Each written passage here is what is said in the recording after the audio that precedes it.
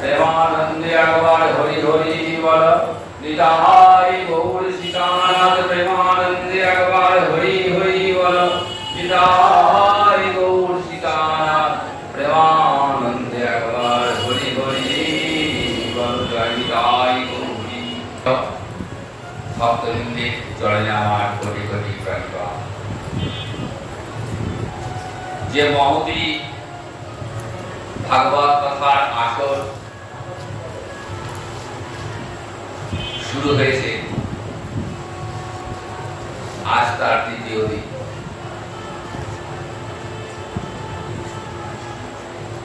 হরিদ্বারের ব্রহ্মকুণ্ডের তীরে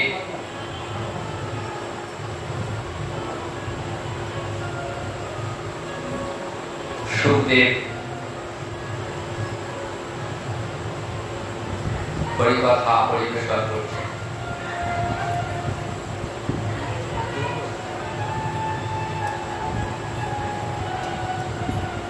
সেই হরিকথা শ্রবণ করছেন ব্রহ্ম শাপগ্রস্ত মহারাজ পরীক্ষিত।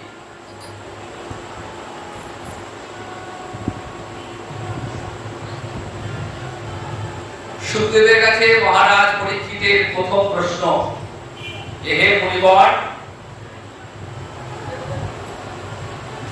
আমি আসন্ন মৃত্যু, মাত্র 7 দিন আমার পর,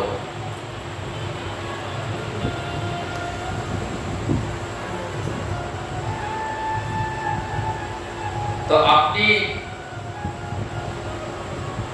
কৃপা করে বলুন, এই আসন্ন মৃত্যু জীবের কাজ, এই আসন্ন মৃত্যু জীবের কর্তব্য।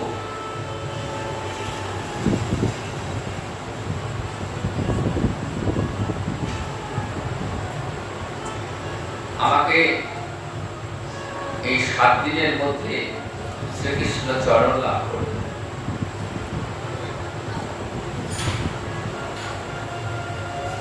মহারাজ পরীক্ষিত ব্রহ্ম শাপগ্রস্ত হয়েছেন, নিজের মৃত্যু নিশ্চিত জানার পরেও পরীক্ষিতের কিন্তু মৃত্যু ভয়টা নেই। আর 7 দিন পরে এই পৃথিবী থেকে আমি চলে যাব, এমন সুন্দর পৃথিবী, রূপ রস গন্ধ শব্দ স্পর্শ ইন্দ্রিয় ভোগ থেকে বঞ্চিত হব, সুখ স্বাচ্ছন্দ্য সব চলে যাবে। এই চিন্তা কিন্তু মহারাজ পরীক্ষিতের, কারণ তিনি সব ছেড়ে চলে এসেছেন। শুধু একটাই লক্ষ্য পরীক্ষিতের, যে কৃষ্ণ চরণ প্রাপ্ত।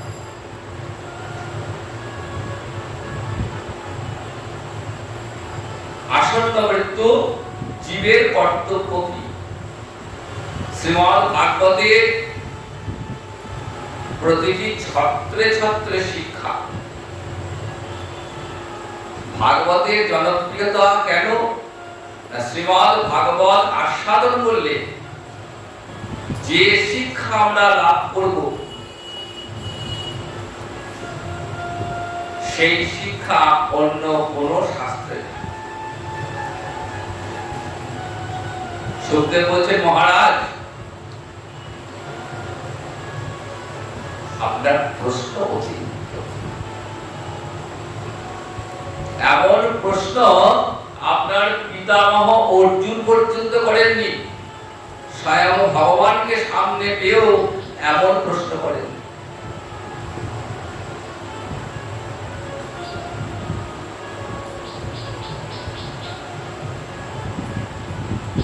তাই সুখদেব বলছেন, মহারাজ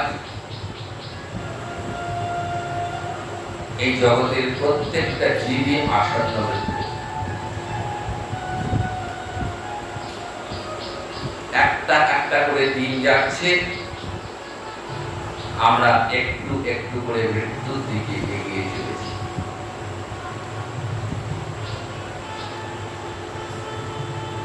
আমরা বলি বয়স বাড়ছে, দিন দিন বয়স বেড়ে, বয়স বাড়ে না, কমতে থাকে, কমছে। প্রতিদিন যাচ্ছে আর একটু একটু করে সময় আমাদের কমে আসছে। সুতরাং সময় খুব সীমিত।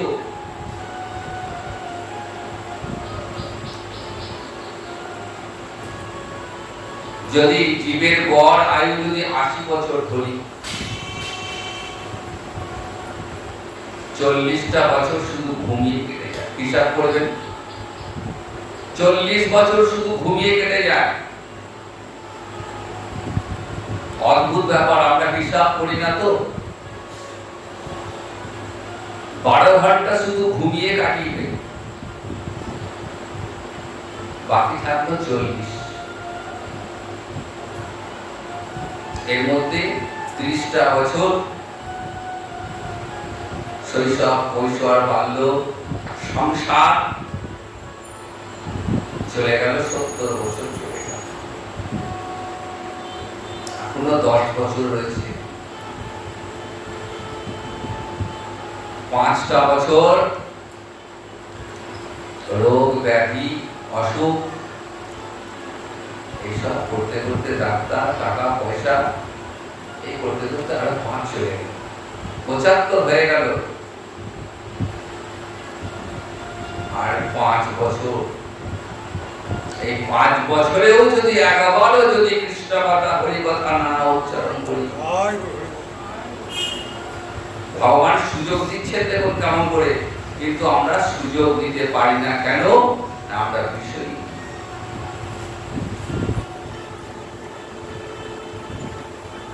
জন্মগ্রহণ থেকে শুরু করে মৃত্যু পর্যন্ত শুধু বিষয় বিষয় বিষয়, টাকা পয়সা, বাড়ি গাড়ি, সংসার, পুত্র কন্যা, রোগ ব্যাধি, এইসব করতে করতে করতে করতে করতে করতে যখন মৃত্যু শিয়রে উপস্থিত, তখনও কিন্তু ভগবত চিন্তা মাথায় আসে। তখনও কি চিন্তা? বিষয় চিন্তা। মৃত্যুর সময়তেও জিহ্বাতে হরিনাম উচ্চারিত হয় না। কেন হয় না? কারণ আমার সাধু সঙ্গ লাভ হয়নি, আমার মহতের কৃপা লাভ হয়নি, আমি কখনো সাধু সঙ্গ করিনি। সারা জীবন শুধু পরনিন্দা, পরচর্চা আর বিষয়ী সংস্পর্শে থেকেছি। আজ এখানে দেখুন ভাগবতী কথার আসরে কারা এসেছেন? যারা ভাগবত পিপাসু, যারা হরিকথার মর্ম যারা বুঝতে পেরেছেন।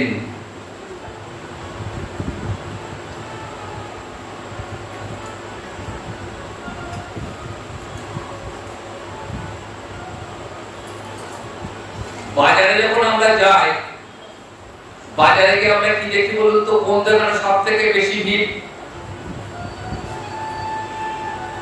বাজার তো আমরা সকলেই করি, সব থেকে ভিড় কোন দোকানে?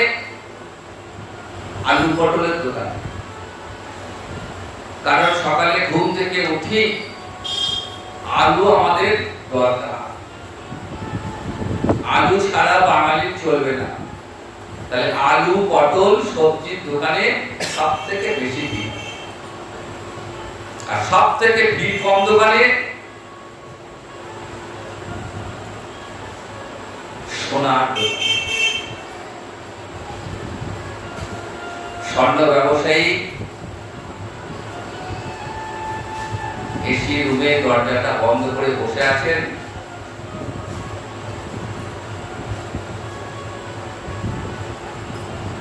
পাশে সোনার দোকান আর পাশে আলু পটল দেখবে ভিড় উঠছে পড়ছে, কিন্তু সোনার দোকানে একটা। কেন বলতো? আলু পটল কেনার ক্ষমতা সবার আছে, গরিব, মধ্যবিত্ত, ধনী সবাই আলু পটল কিনবে, যে যেমন পারবে। কিন্তু সোনা কেনার ক্ষমতা সবার নেই। সোনা কিনতে গেলে যথেষ্ট পরিমাণে অর্থ থাকতে হবে, তবেই সোনার দোকানে ঢোকা যাবে। 10 টাকা 20 টাকা নিয়ে আলু পাওয়া যাবে, কিন্তু 10 টাকা 20 টাকা সোনা পাওয়া যাবে।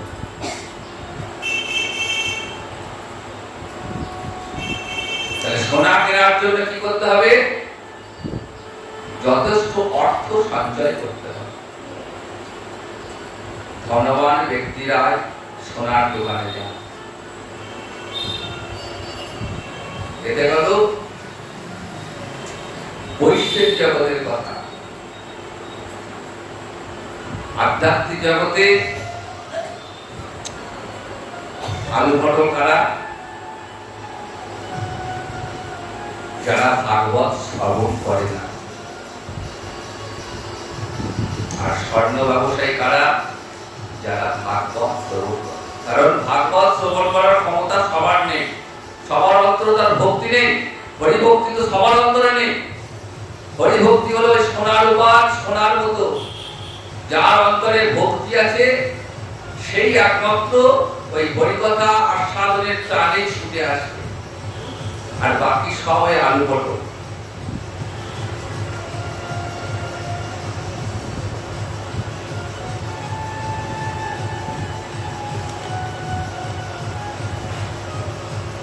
গতকাল আমরা ভগবানের বরাহ অবতারের কথা আস্বাদন করেছি। হিরণ্যাক্ষ কে বধ করলেন, জয় বিজয় বৈকুণ্ঠের গাড়ি ছিলেন, বৈষ্ণব অপরাধ করেছিলেন। বৈষ্ণব অপরাধের ফলস্বরূপ তাদের পতন হয়ে গেল, অসুর জন্ম প্রাপ্তি হল। হিরণ্যকশিপু নামে প্রথম জন্মে দুই ভাই বরাহ অবতারে ভগবান হিরণ্যাক্ষকে বধ করে রসাতল থেকে পৃথিবীকে তুললেন।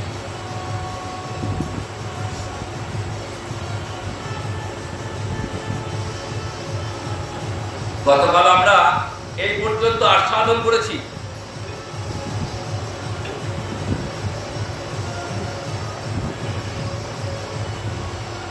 আজকে আমরা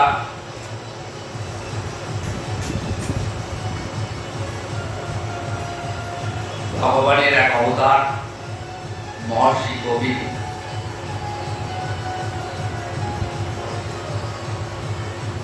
সেই কপিল দেবের কথা আস্বাদন। কপিল দেব কে ছিলেন? কর্দম ঋষি দেবহূতির কন্যা।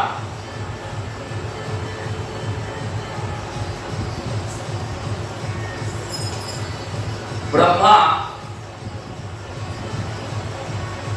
প্রথম চতুষ্ষণ সৃষ্টি করলেন। ব্রহ্মার 4 পুত্র, সনক, সনাতন, সনন্দন, সনক কুমার। এরা দেখতে 5 বছরের বালকের ন্যায়।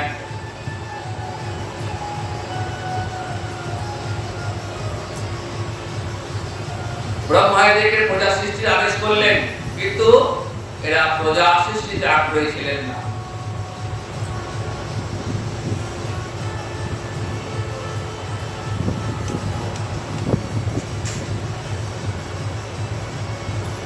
তাই ব্রহ্মা পুনরায় সৃষ্টি কার্যে মন দিলেন।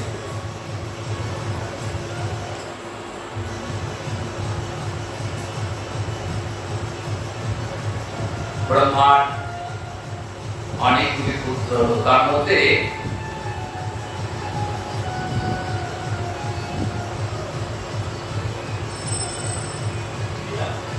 কর্দম ঋষি।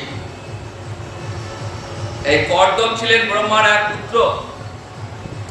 এই কর্দম ব্রহ্মার আদেশে সরস্বতী নদীর তীরে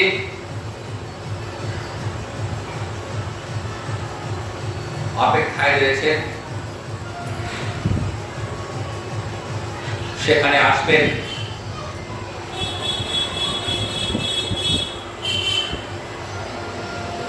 শতরূপা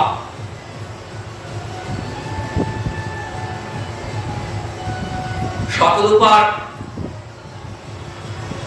কন্যা হলেন দেবহূতি। স্বয়ংভূ মনু এবং শতরূপা তাদের কন্যা দেবহূতি। ভগবানের আদেশে কর্দম ঋষি এবং শতরূপা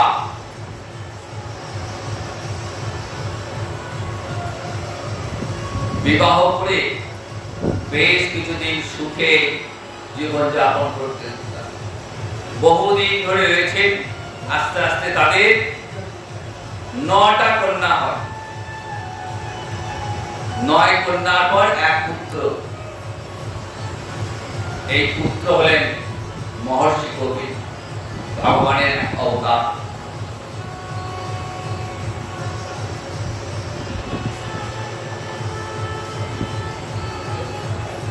কর্দম ঋষি বহুদিন সংসারে রয়েছেন।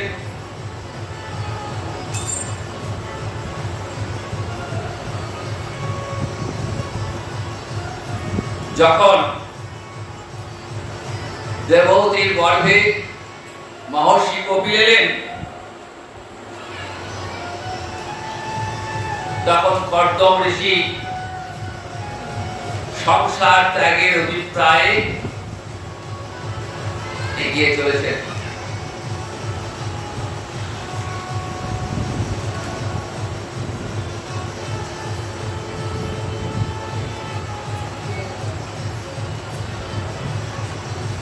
সংসারে একমাত্র রয়েছেন কপিল আর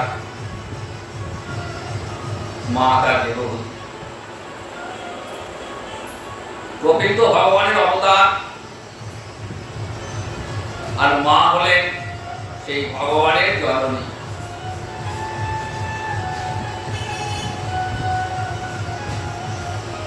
সেই মাতা দেবহূতির অন্তরে প্রশ্ন জাগলো। পুত্রকে বলছেন, দেখো তোমার পিতা তো আমাকে ত্যাগ করে চলে গেলেন,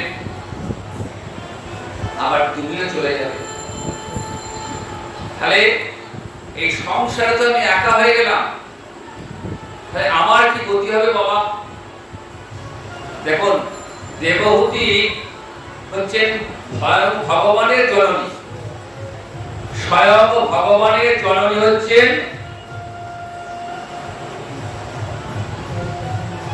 দেবহূতি। তথাপি মায়ের অন্তরে কেমন প্রশ্ন জেগেছে। বলছেন, মা তুমি সাধু সঙ্গ করো। কপিল দেবের উপদেশ শুনবেন।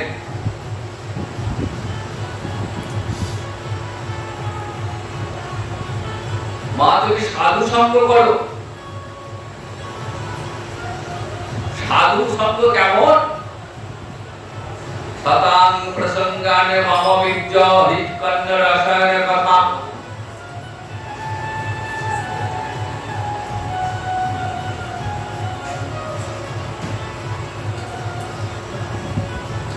বললেন, সাধু সঙ্গ বলে কি হবে জানো?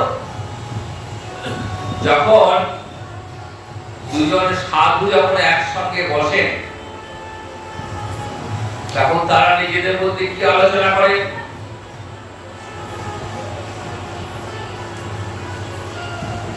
সাধুরা কি কোনো ব্যবসার কথা আলোচনা করে, কোনো পরনিন্দা পরচর্চা করে?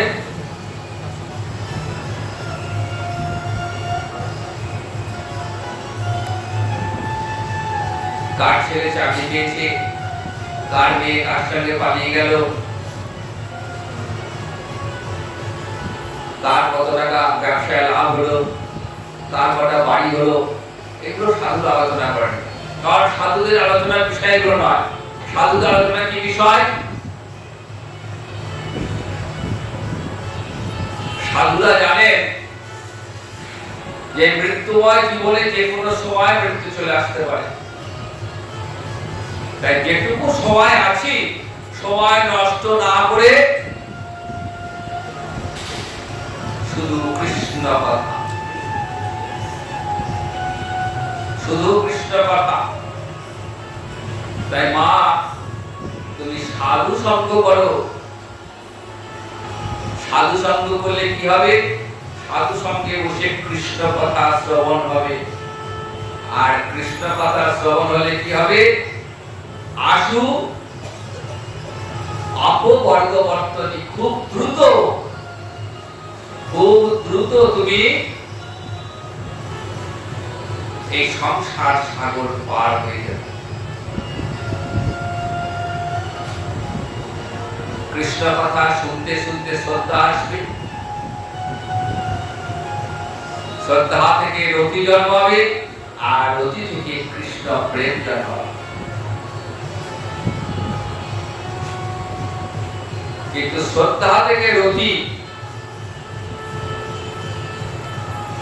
এর মাঝে আরো অনেক স্তর রয়েছে। কপিলদেব মাকে যেভাবে বললেন যে শ্রদ্ধা, শ্রদ্ধা থেকে রতি, রতি থেকে কৃষ্ণ প্রেম, এর মাঝে আরো বহু স্তর রয়েছে, তবে কৃষ্ণ প্রেম লাভ হবে। শ্রদ্ধা থেকে ভক্তি, ভক্তি থেকে অনর্থ গুরু কৃপা, অনর্থ নিবৃত্তি, আস্তে আস্তে আস্তে আস্তে অনেকগুলো স্তর পেরিয়ে তারপরে কৃষ্ণ। তাহলে কপিলদেব মাকে কেন বললেন? বললেন কৃষ্ণ কথা শ্রবণের এমন মহিমা, যে কৃষ্ণ কথায় এমন মধু আছে, যে কৃষ্ণ কথা শুনতে শুনতে শ্রোতা কখন এই সংসার সাগর পার হয়ে যান তা শ্রোতা নিজেই জানতে পারে। ঠিক মাতাল যেমন মদ্যপানে আনন্দ পায়, কৃষ্ণ কথায় সেরকম মত্ততা রয়েছে। মাতাল যেমন মদ্যপান করার পর দেখবেন তারা সংসারের চিন্তা থাকে না, সারাদিন খেটে খুটে যা ইনকাম করলো, রাতের বেলায় মদের দোকানে দিয়ে চলে এলো। ছেলে কি খাবে, স্ত্রী কি খাবে, বাবা কি খাবে, মা কি খাবে, কোনো চিন্তা ভাবনা নেই, নিজে তো খেয়ে নিলাম। এত আনন্দ যে সংসার, স্ত্রী, পুত্র, পিতা, মাতা আর কার কথা মনে, নিজের জগতেই পড়ে থাকে। যেতে যেতে অঙ্গের বসনটা যে কখন ফুলে পড়ে যায় তাও খেয়াল থাকে না। বলছে কৃষ্ণ কথাতে এমনই মগ্নতা রয়েছে। কৃষ্ণ কথা শুনতে শুনতে, কৃষ্ণ নাম করতে করতে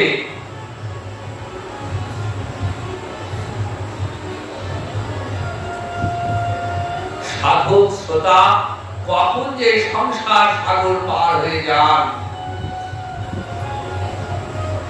সে নিজেও বুঝতে পারে না।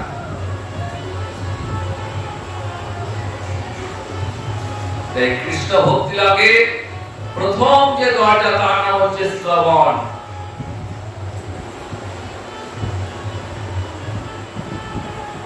প্রহ্লাদ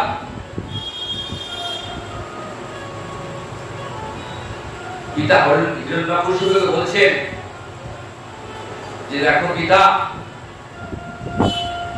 হরিভক্তি লাভের যে প্রথম দরজা, সেই দরজাটাই হলো শ্রবণ।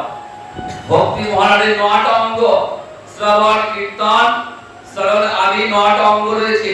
এই ৯টা অঙ্গের মধ্যে যে কোনো একটা অঙ্গ যাজন করলেই ভক্তি মহারাজের কৃপা হয়ে যায়। শ্রবণ, কীর্তন, শরণ, বন্দন,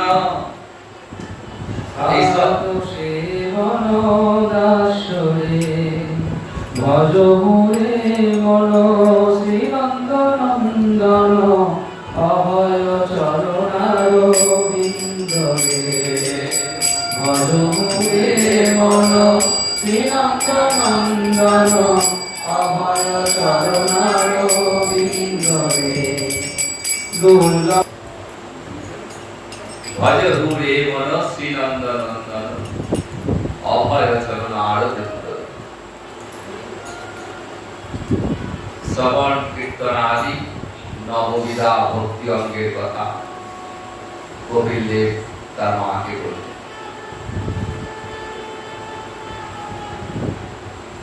বলেন এই নববিধা ভক্তি অঙ্গ যাজন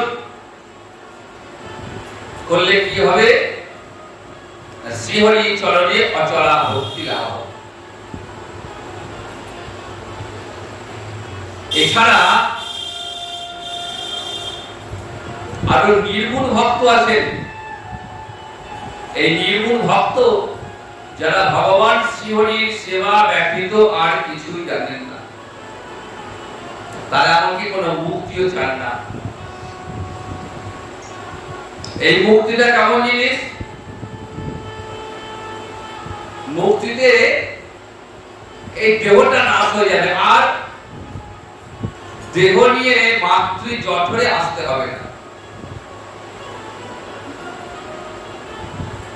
এই মুক্তি 5 প্রকার: সালোক্য, শাস্তি, সামীপ্য, সারূপ্য, সাযুজ্য। সালোক্যটা কেমন? ভগবানের সঙ্গে একসঙ্গে বসবাস, সালোক্য। এটা এক প্রকার মুক্তি। শাস্তি কেমন? ভগবানের সমস্ত ঐশ্বর্য প্রাপ্ত, ভগবানের যে ঐশ্বর্য, সেই ঐশ্বর্য প্রাপ্ত হও। সারূপ্যটা কেমন? বলে ভগবানের স্বরূপ, মানে সমান রূপ, ভগবানের সমান রূপ। সামীপ্য, ভগবানের নিকটে অবস্থান। আর সাযুজ্য হলো ভগবানের সহিত অভিন্ন হয়ে থাকা। এই 5 প্রকার মুক্তি, এটা যারা নির্গুণ ভক্ত, এটা তারাও গ্রহণ করেন না। প্রভু রামচন্দ্র সীতা দেবীকে নিয়ে এসেছেন লঙ্কা থেকে, রাবণের হাত থেকে উদ্ধার করে নিয়ে এলেন। অযোধ্যাবাসী তো আনন্দের সীমা নাই। প্রভু রামচন্দ্র এসেছেন, দুহাত ভরে দান করছেন অযোধ্যাবাসীকে। যে আসছে, দানের কোনো সীমা পরিসীমা নেই।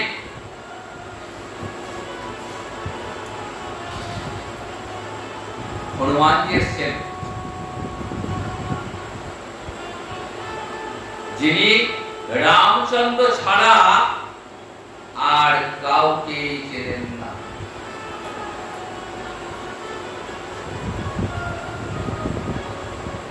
রামই তার জীবনের সব, রামই তার জীবনের ভক্তি, রামই তার জীবনের ভক্তি।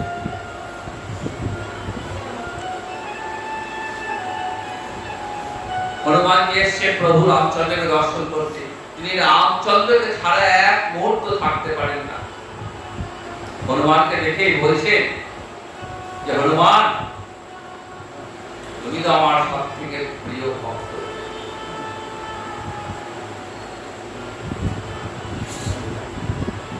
তা আমি আমার ভক্তদের তো ফেরাবো না, যে যা চাইবে তাকে তাই দেবো। আর তুমি আমার প্রিয়তম ভক্ত, বলো তুমি কি নেবে? বলছেন, এই দেখো, আমার এই হাতে মুক্তি আর এই হাতে ভক্তি। এক হাতে মুক্তি, এক হাতে ভক্তি। ভক্তি মানে বিষয়, আর মুক্তি মানে দেহনাশ। বলছেন, প্রভু তুমি আমাকে বিষয় বলতে, ভক্তি আমি চাই না। রামচন্দ্র বলছেন, আমি জানি তোমার যে বিষয়ে লোভ নেই, সেটা আমি জানি। কারণ আমি তোমাকে বহুমূল্য রত্নমালা আমি গলা থেকে খুলে তোমায় দিয়েছিলাম, কিন্তু রাবণকে গন্ধ পাবে না বলে সেই মালা তুমি দাও। এই বিষয়ে তোমার লোভ নেই আমি জানি। তুমি মুক্তি নেবে? হনুমান বলছে, প্রভু মুক্তিটা কেমন? বলছে, মুক্তি নিলে তোমার দেহটা নাশ হয়ে যাবে, আর তোমাকে এই ভবযন্ত্রণা সহ্য করতে হবে না, তুমি আমার সঙ্গে মিশে যাবে। তাহলে প্রভু তোমার সেবা, বলছে, তুমি যদি আমার অঙ্গে আমার সঙ্গে মিশেই যাও, তাহলে তোমার সেবা কি দরকার? বলছে, না না প্রভু, যে মুক্তিতে সেব্য সেবক সম্পর্ক ছেদ হয়ে যায়, যে মুক্তিতে প্রভু তোমার সেবা থেকে বঞ্চিত হব, আমার মুক্তি চায় না। তার থেকে তুমি আমাকে জন্ম এমন আশীর্বাদ করো যেন তুমি যখন যেখানে অবতীর্ণ হবে আমি যেন তোমার সেবা রূপে অবতীর্ণ হতে পারি। যেন জনমে জনমে পায়ে প্রভু তোমার এই সেবা আমি জনমে জনমে পায়ে, আমি আসি যাই ঘুরি ফিরি আমার যেগুলি জন্ম হোক না কেন যেন প্রভু তোমার চরণ সেবা থেকে বঞ্চিত না হয়। ভক্তের এইটাই চাই। ভক্ত কি চায়? হে গোবিন্দ,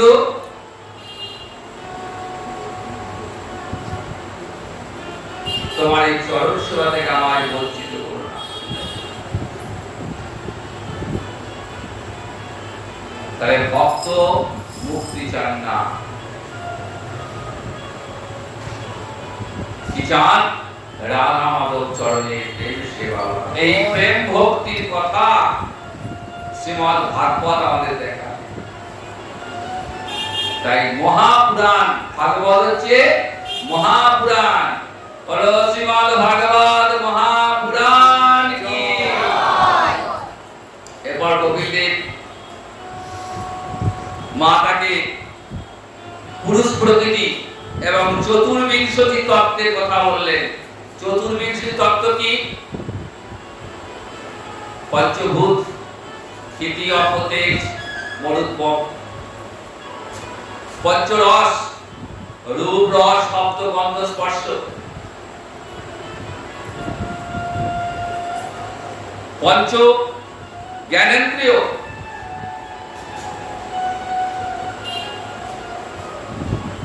পঞ্চ জ্ঞানেন্দ্রিয় চক্ষু, কর্ণ, নাসিকা, জিহ্বা, ত্বক। পঞ্চ কর্মেন্দ্রিয় বাক, পানি, পদ, বায়ু, উপস্থ। 20টা হলো। আর 4টে কি? এর উপরে রয়েছে মন, বুদ্ধি, অহংকার,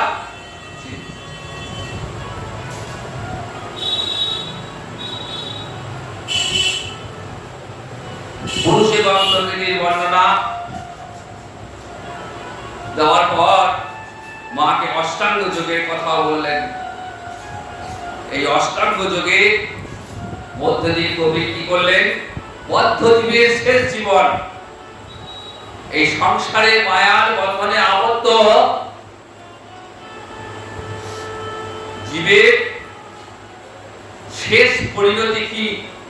যারা ঈশ্বরের নাম নেয় না, যারা ভগবত স্মরণ করে না, তাদের কি পরিণতি?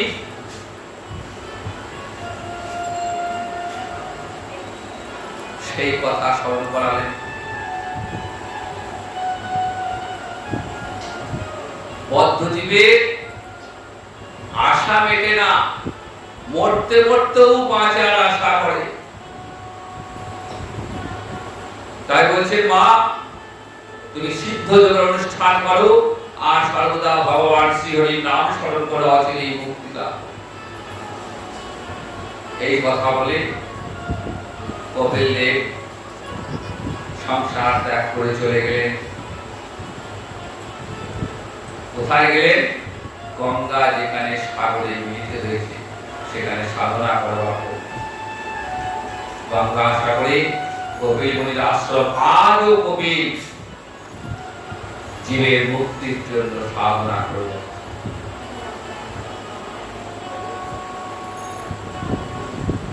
গৌতম ঋষি কপিল দেবহূতির কাহিনী শোনার পর বিদুর জানতে চাইলেন প্রজাপতি দক্ষের কথা।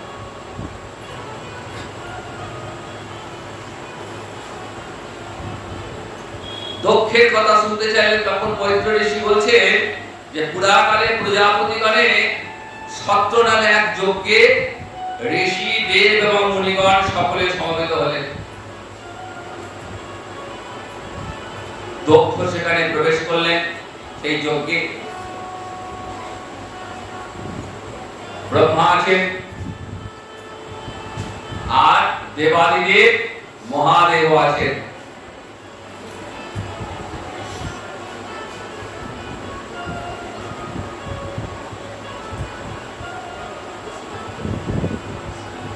তো ব্রহ্মা এবং মহাদেব বাদে বাকি সকলে উঠে সম্মান জানিয়েছেন প্রজাপতি দক্ষকে। ব্রহ্মা উঠলেন না, ঠিক আছে, উনি পিতামহ, ওনার থেকে সৃষ্টি, উনি সম্মানে বড়। কিন্তু মহাদেব সে তো সম্পর্কে আমার জামাতা,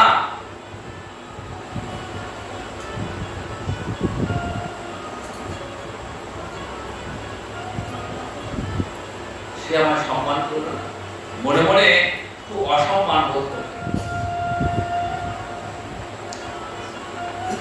এত রেগে গেলেন যে শিবকে যা না তাই বলতে শুরু করলেন। মটকট লোচন, অভিনয় উদ্ধত, উন্মাদ, রাগে গাল বন্ধ করতে করতে সভা ত্যাগ করলেন। আর অভিশাপ দিলেন যে আমি অভিশাপ দিলাম যে তুমি কোনোদিন যজ্ঞের ভাগ পাবে না। আর শিবের সঙ্গীত জানেন, নন্দী আর ফিরিঙ্গি শিবের সঙ্গী। তো নন্দী ছিল সামনে দাঁড়িয়ে প্রভুকে গালমন্দ করছে, আমার প্রভুকে গালমন্দ করছে। সে যতই আমার প্রভু শ্বশুর বা যাই হোক, সেও রেগে মেগে বলল যে তুমি যে মুখে আমার প্রভুর নিন্দা করছো সেই মুখে আর শুভ বাণী উচ্চারিত হবে না, তোমার ছাগ মুন্ড হবে, তুমি ছাগলের মাথা নিয়ে থাকবে। সভা ত্যাগ করে চলে গেলেন।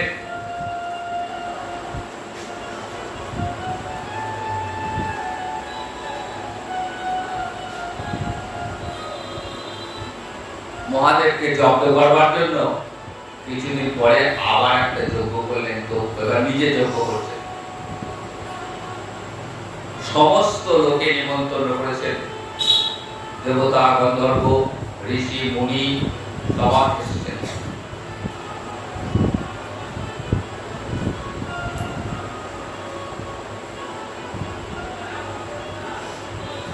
আকাশপথে দেবতারা আসছেন বিমান নিয়ে। পার্বতী সতী দেখছেন কোথায় চলল। তারপরে একে একে তার বোনটা আসছে, বোনটা বলছে চল রে দিদি, যাবি না? কোথায়? না পিতার যজ্ঞে।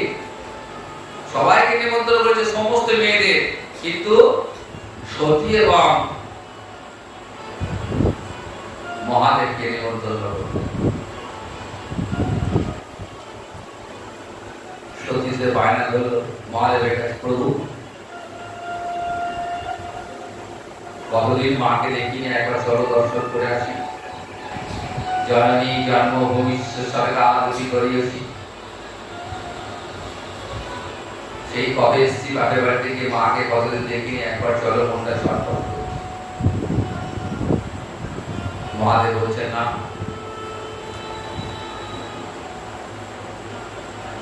বিনা নিমন্ত্রণে বাপের বাড়ি যেতে নেই। সে কি বাপের বাড়ি যেতে আবার নিমন্ত্রণ লাগে? আমি মেয়ে, আমি বাপের বাড়ি যাব, তার জন্য আবার নিমন্ত্রণ না?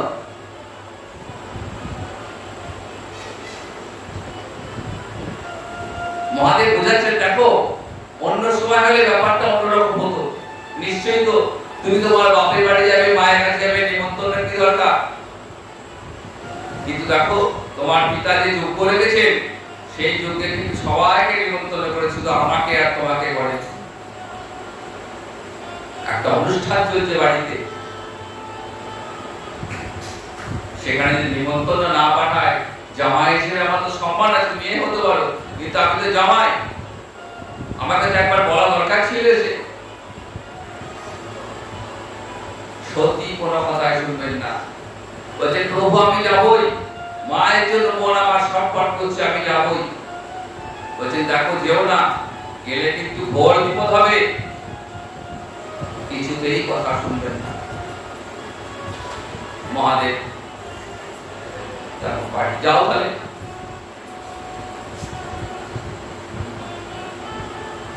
গিয়ে যদি কোনো কিছু ঘটে তার জন্য তো আমি রাজি থাকবো না, এই বলে দিলাম। রাগারাগি করে চলে গেলে।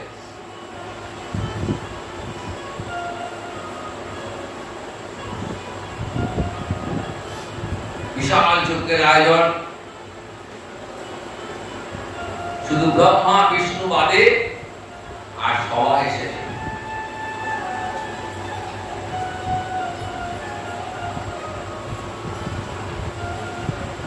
যজ্ঞ শুরু হয়ে গেছে, ব্রাহ্মণরা বেদ পাঠ করছেন, সুন্দর পরিবেশ। এমন সময় সতী এসে পিতাকে প্রণাম করেছে। সতীকে দেখে পিতা সঙ্গে সঙ্গে পা সরে গেল এবং মুখের বিরক্তির ভাব প্রকাশ করল।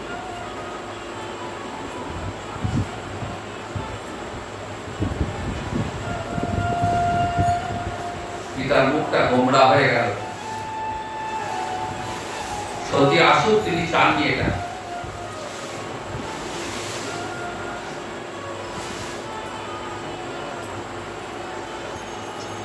পরিবেশটা থমথমে হয়ে গেছে, সতী অপ্রস্তুত হয়ে গেছেন।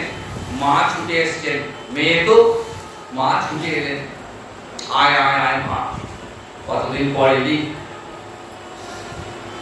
দুঃখ কিন্তু মনে এতটুকু হাসি নেই।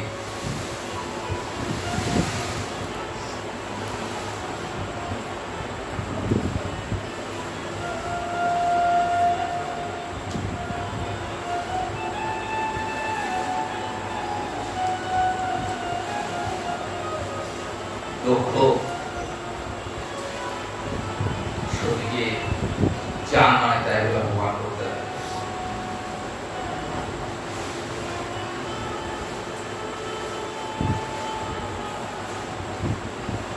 যাচ্ছে তাই বলতে লাগলেন এবং এমন শিবনিন্দা করতে শুরু করলেন। শ্মশানবাসী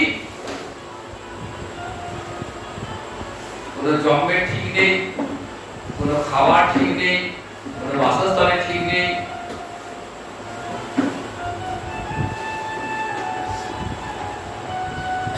নানা কথা বলতে শুরু করলেন। এতক্ষণ সতী চুপচাপ ছিল, কিন্তু যেই স্বামীর নিন্দা করেছে না, সঙ্গে সঙ্গে সতী আর নিজে ঠিক রাখতে পারলেন না। বলছে, পিতা তুমি নেহাত আমার পিতা, তাই যদি পিতা যদি না হতে তাহলে আমার প্রভুর নিন্দা করার ফল আমি তোমায় দেখাতাম।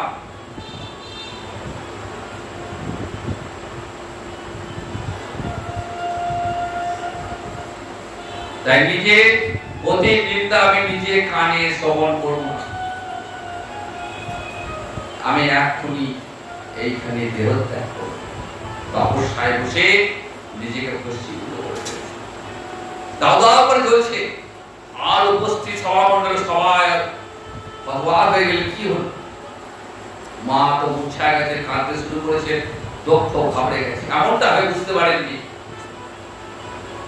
নারদ মুনিকে একটু করে কথাটা মহাদেবকে লাগিয়ে দিয়েছে যে প্রভু শ্রীগিরি যান, আপনার সতী আগুনে পুরো দেহ ত্যাগ করেছে। মহাদেব সাধনায় ছিলেন, তপস্যায় ছিলেন। আমার সতী কি হয়েছে? রাগে ক্রোধে জটা ছিঁড়ে মাটিতে ফেলেছেন, আর সেই জটা থেকে একটা অসুর সৃষ্টি হল, বীরভদ্র। আদেশ করলেন, যাও যজ্ঞে যেন কেউ বেঁচে না থাকে, পুরো যজ্ঞ লণ্ডভণ্ড করে দাও। সেই বীরভদ্র থেকে আবার হাজার হাজার অসুর সৈন্য তৈরি, গিয়ে সমস্ত লণ্ডভণ্ড করে দিলে। একদম গোটা যজ্ঞ শেষ।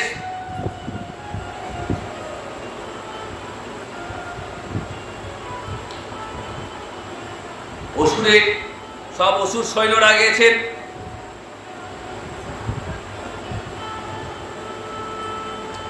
যজ্ঞের যা কিছু উপাচার সব লণ্ডভণ্ড করে দিয়েছেন।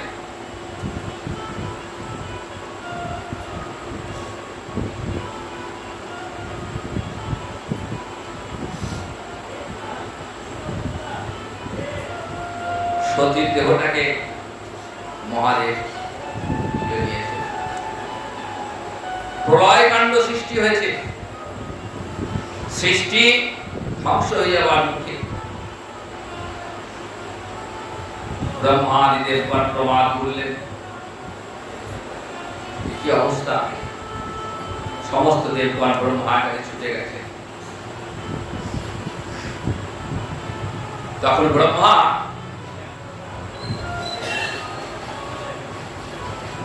ছুটতে ছুটতে কৈলাসে এসছে, পার্বতীর কাছে, মহাদেবের কাছে এসছে।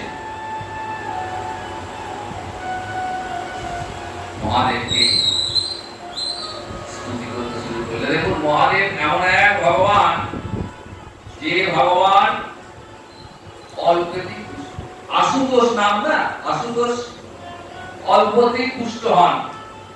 একটু বেলপাতা, একটু বেলপাতা, একটু গঙ্গা জল দিলেই আর কিছু লাগে। যা দেবে ভুলে ভালা মানুষ, তো যে যা দেবে তাতেই সন্তুষ্ট, কোনো চাহিদা নাই। তা সেই মহাদেবকে ব্রহ্মা স্তব স্তুতি করছেন।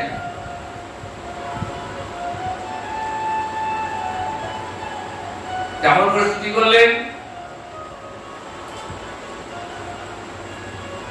ব্রহ্মা স্তুতি করছেন, প্রভু মীশাম শেষ গুণম গুণহীন মহিষ গরলা ভরণম। মহিষ অশেষ গুণম গুণহীন মহিষ গরলা ভরণম। অশেষ গুণম গুণহীন মহিষ। হর হর মহাদেব কি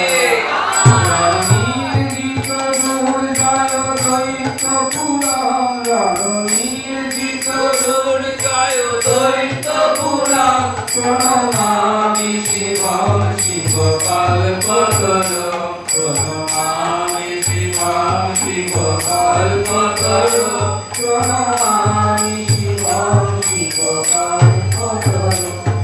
ব্রহ্মা স্তুতি করলেন। আশুতোষ তো একটু স্তব স্তুতি করেছে, ভুলে গেছিল কোথায় রাগ চলে গিয়েছে। ব্রহ্মাকে সে জড়িয়ে ধরেছে, আলিঙ্গন করার সঙ্গে সঙ্গে ব্রহ্মা বললেন, হে যজ্ঞ ধ্বংসকারী মহাদেব, আজ দেবগণ বিপন্ন, সমগ্র সৃষ্টি ধ্বংসের মুখে, আপনি কৃপা করে আপনার যজ্ঞ ভাগটা গ্রহণ করুন। দক্ষ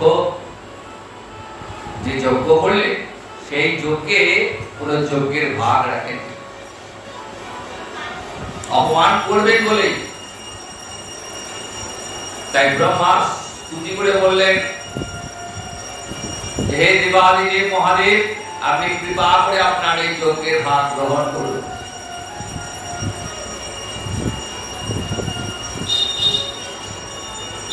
মহাদেব ব্রহ্মার স্তুতি সন্তুষ্ট হয়ে বললেন, ঠিক আছে,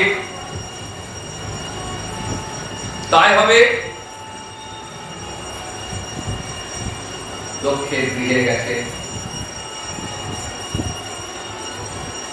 দক্ষ তখন নিজের ভুল বুঝতে পেরেছে, আমার তো অন্যায় হয়েছে, আমি আমার কন্যাকে, নিজের জেদের জন্য আমি আর কন্যাকে হারিয়ে ফেললাম।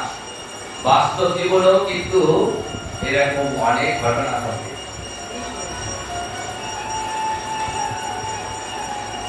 অনেক সময় শ্বশুর আর জামাইয়ের লড়াইয়ে মাঝে কন্যার অবস্থা কিন্তু চিড়ে চ্যাপ্টা হয়ে যায়।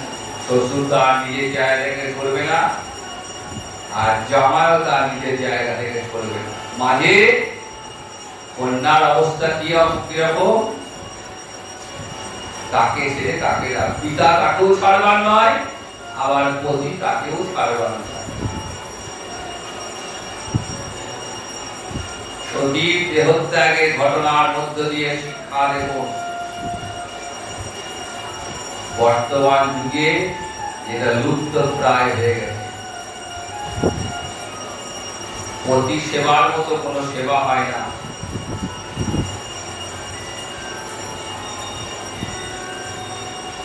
সতী জগৎকে দেখিয়ে দিলেন, দেখো আমার কাছে আমার প্রভুর চেয়ে কেউ বড় নয়। আমার প্রভুকে যে অপমান করে,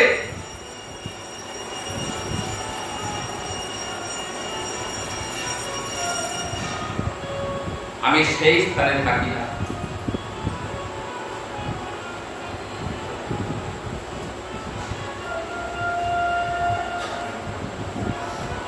যেখানে কৃষ্ণ নিন্দা হয়, যেখানে শিব নিন্দা হয়,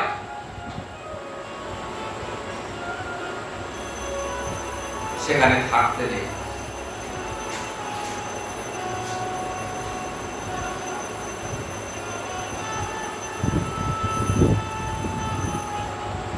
দক্ষের মুন্ড তো আগে কেটে দিয়েছে।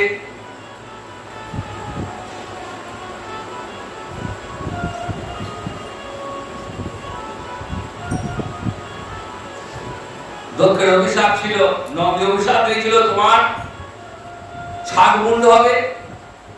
দক্ষকে ছাগ মুন্ড দেওয়া হলো, মন্ত্রপুত জল ছিটিয়ে দক্ষকে জীবিত করে দেওয়া হলো।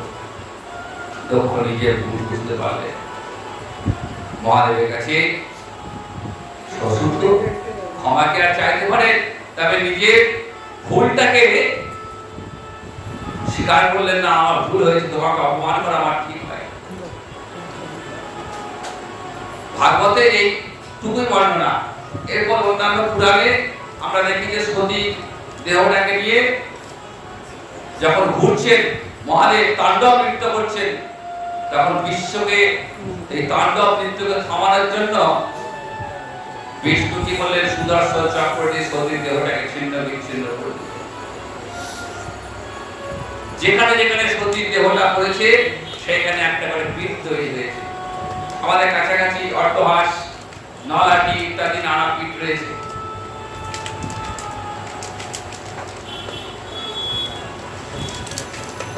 শিবের তো দুঃখের শেষ নেই।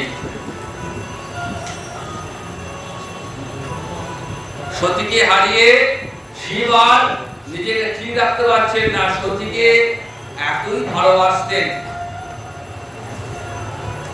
বিষ্ণু বুঝে বললেন, ঠিক আছে মহাদেব,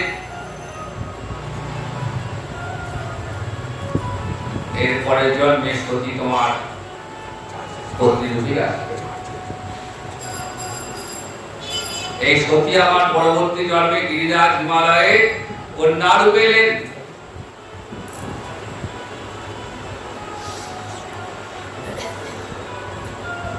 পূর্বজন্মের স্মৃতি তো ছিলই,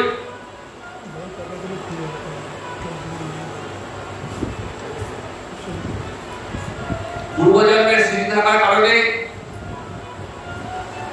মহাদেবকে প্রতিরূপে পাওয়ার জন্য তপস্যা করতে লাগবে।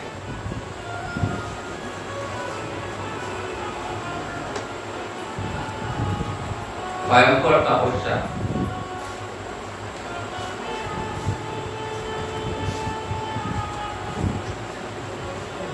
দীর্ঘদিন তপস্যা করেও যখন মহাদেবের দেখা পেলেন না, তখন দেবতাগণ বলছে, প্রভু, মহাদেবের কাছে গেলেন, প্রভু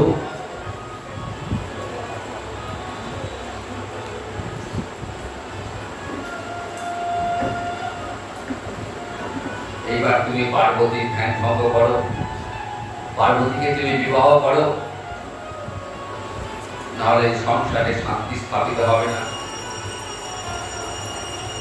মহাদেব তপস্যা ছেড়ে উঠে এলেন, একটা ব্রাহ্মণের বেশ ধরে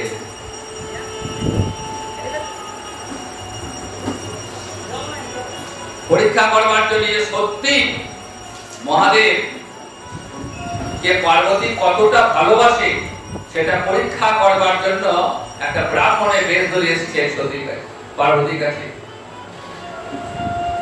বলছেন, হ্যাঁ গো মা, তুমি কার তপস্যা করছো? বলছেন, আমি মহাদেবকে প্রতিরূপে পাওয়ার জন্য তপস্যা করছি। আরে তুমি আর লোক পেলে না? আর দেবতা ছিল না? শ্মশানে থাকে, আজে বাজে খায়, ভূত পের দিয়ে কারবার,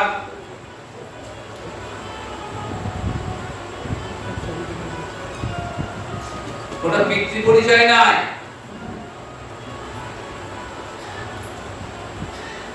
তোমার তো পরিচয় আছে, তুমি গিরিরাজ হিমালয়ের কন্যা।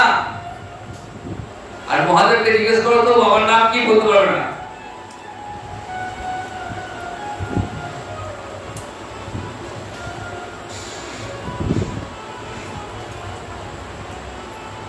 গাছের ছাল পড়ে থাকে, পশু পাখি পশুর ছাল গায়ে দিয়ে থাকে,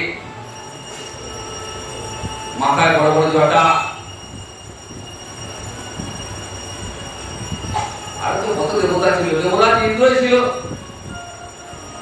এতক্ষণ সব শুনলেন, যেই প্রতিনিন্দা করেছে না, মনে মনে তো পার্বতী মহাদেব কি প্রতিনিধি বরণ করেছেন, যে প্রতিনিন্দা শুরু করেছে ব্রাহ্মণকে বললেন আপনি এখান থেকে চলে যান, নিজে উঠে চলে যাচ্ছে।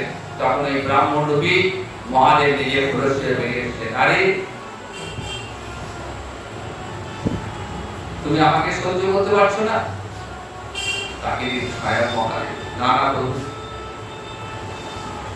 আমি চিনতে পারিনি, আমি তোমায় পরীক্ষা করছিলাম তো, যাক তুমি যে সত্যি আমাকে ভালোবাসো, তুমি সাধনায় সিদ্ধি লাভ করেছো, আমি তোমায় বিবাহ করব। পার্বতীর তো আনন্দের সীমা নাই, এই প্রভুকে পাওয়ার জন্য পার্বতীর এতদিনের সাধনা।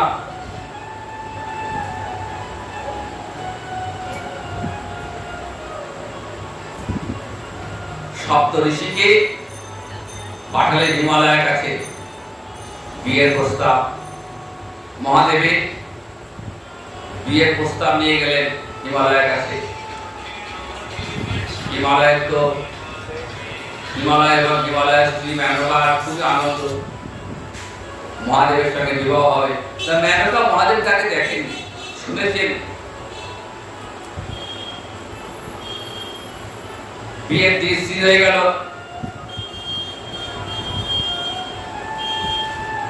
এবার দেবাদিদেব মহাদেব বরযাত্রী নিয়ে আসছেন, আর মেনকা ছাদে উঠে চলে গেছে। আর মহাদেব নারদকে পাঠিয়ে, নারদ মুনিকে, দেবর্ষি তুমি সব নিমন্ত্রণ করেছো। নারদ স্বর্গ মর্ত পাতাল যেখানে যাতে সব নিমন্ত্রণ করে দিয়ে চলে এসেছে, বিশাল আয়োজন, বিশাল ভোজ।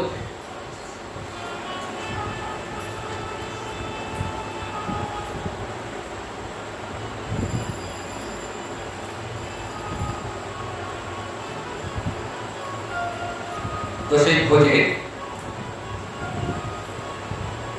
সামান্য কিছু অংশ আমাদেরকে পাঠিয়েছে, আমরাও পাবো।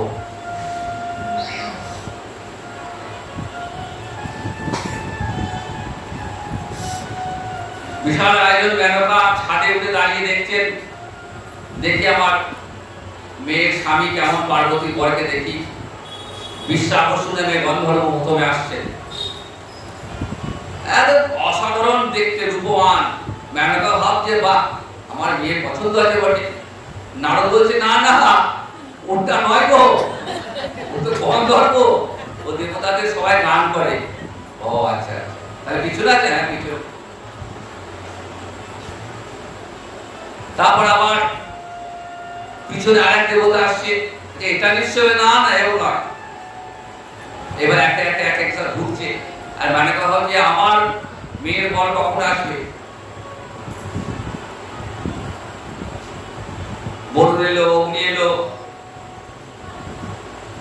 সব অদ্ভুত সুন্দর সব দেখতে, আর যাকে দেখছে তাকে মনে করছে এই করে আমার মেয়ের বর। সব শেষে বিষ্ণু এসছে, এইটা নিশ্চয়ই হবে। না, এটা বিষ্ণু নারায়ণ এখনো বাকি। তারপরে মহাদেব আসছেন, তপস্যা করতে করতে ভুলে গেছিলেন বিয়ে। একটা হাতিকে মেরে সেই হাতির ছালটা গায়ে জড়িয়ে রক্ত পড়ছে, এইটা সেই অবস্থায় আসছে, কোন রকমের চাদরের মধ্যে জড়িয়ে গিয়েছে, হাতে ত্রিশূল নিয়ে ডুবডুবি নিয়ে, মাথায় চুলটা সামান্য সাত বালায় নাই, তেল ফেল না মেখে জটা করে মুখটা ঢাকা পড়ে গিয়েছে। ওই দেখে মেয়েটা অজ্ঞান হয়ে গেলেন। তাহলে এমন বরের সঙ্গে আমার বিয়ে হবে, আর পেলি না মা, এত ছেলে থাকতে তুই আর ছেলে খুঁজে পেলি না। পার্বতী তো আনন্দের সীমা নাই, আমার প্রভু আসছেন, আনন্দে নৃত্য করতে শুরু করছে, আর মেনকা মুখ ছাড়ছে। নারদ দেখছে তো বিপদ, বিয়ে বন্ধ হয়ে যাবে। প্রভু বলছে, প্রভু তুমি এইবার একটু ভালো রূপ দেখাও।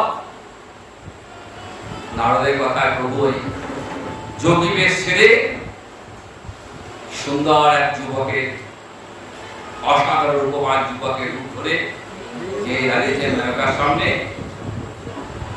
সঙ্গে সঙ্গে মেনকার মূর্ছা ভেঙে গেছে। আর রূপবান জামাইকে দেখে ক্ষমা চেয়ে দিলেন। এবার বিবাহ শুরু হবে। বিবাহ মণ্ডপে হাজির। এদিকে মেনকা মেয়েকে নিয়ে এসছেন, এদিকে মহাদেবকে সমস্ত বরযাত্রী যারা ছিলেন তাদের সঙ্গে ছাদনা তলায় এসে দাঁড় করিয়েছেন।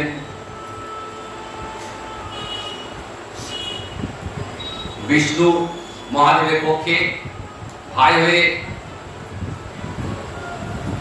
বিষ্ণু মহাদেবের পক্ষে ভাই হয়ে বিয়ে দিচ্ছেন। এখন বিয়ে হবে দেখুন। আর ব্রহ্মা কন্যার বিদায় হবে, মা চোখের জলে বিদায় দিলে অনেক দূর এগিয়ে গেছে, ফিরে এসে মন খারাপ। এদিকে হর পার্বতী, মহাদেব পার্বতীকে নিয়ে সুখে সংসার করতে লাগলেন। তাদের একটা পুত্র সন্তান হল, তিনি পরবর্তীকালে তারকাসুরকে বধ করেছিলেন। কথা বলতে গেলে আরো অনেক এগিয়ে, কত সময় আমাদের নিয়ে, আমরা মূল প্রসঙ্গে ফিরে আসি। এটা ভাগবতের বিষয় নয়, অন্যান্য পুরাণ থেকে, শিব পুরাণে এই সমস্ত সুন্দর সুন্দর ঘটনা বর্ণনা রয়েছে। তো যাই হোক, দক্ষ যজ্ঞের কাহিনী শেষ করে এবার ধ্রুবের কথা আলোচনা করলেন মৈত্রী ঋষি। শ্রীমদ্ ভাগবতের প্রথম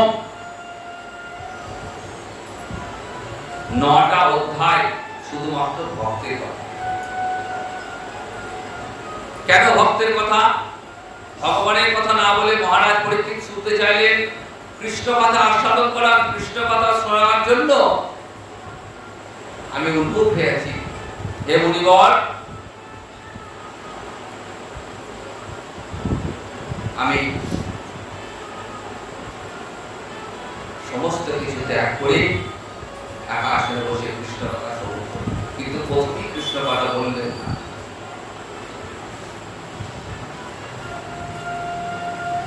প্রথমে কি বললেন? ভক্তের কথা বললেন। শ্রীমদ্ ভাগবত শুরু হয়েছে নারদের ভক্তি লাভের মধ্য দিয়ে। নারদ ব্যাসদেবকে বলছেন, হে দেবর্ষি, আপনি পুরাণ গ্রন্থাদি মহাভারত রচনা করেছেন ঠিক কথায়, কিন্তু সেইভাবে কোথাও ভক্তির কথা বলেননি। এই প্রসঙ্গে নারদ তার ভক্তির কথা, কেমন করে কৃষ্ণ ভক্তি লাভ হলো সেই কথা বলতে লাগলেন।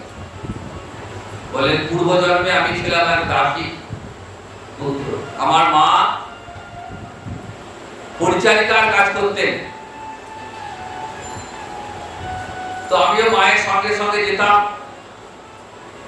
5 বছরের শিশু, পিতা আমাকে ছেড়ে চলে গেছেন আগেই, আমি আর মা সংসার আর কেউ নেই।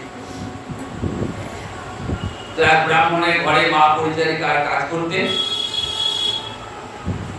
আমি মায়ের সঙ্গে যেতাম। তো একবার চাতুর্মাস্য ব্রত উপলক্ষে বহু সাধু ওই ব্রাহ্মণের ঘরে যেতেন। ব্রাহ্মণের ঘরে থাকতেন, মাধুকরী করতেন, আর সামান্য যা কিছু জুটত তাই দিয়ে পাক করে গোবিন্দকে নিবেদন করে সে প্রসাদ গ্রহণ করতেন। বাকি সময়টা হরিকথা। ওই যে বললাম সাধু সঙ্গের একটাই গুণ যে সাধুরা কখনো বৃথা সময় নষ্ট করে না।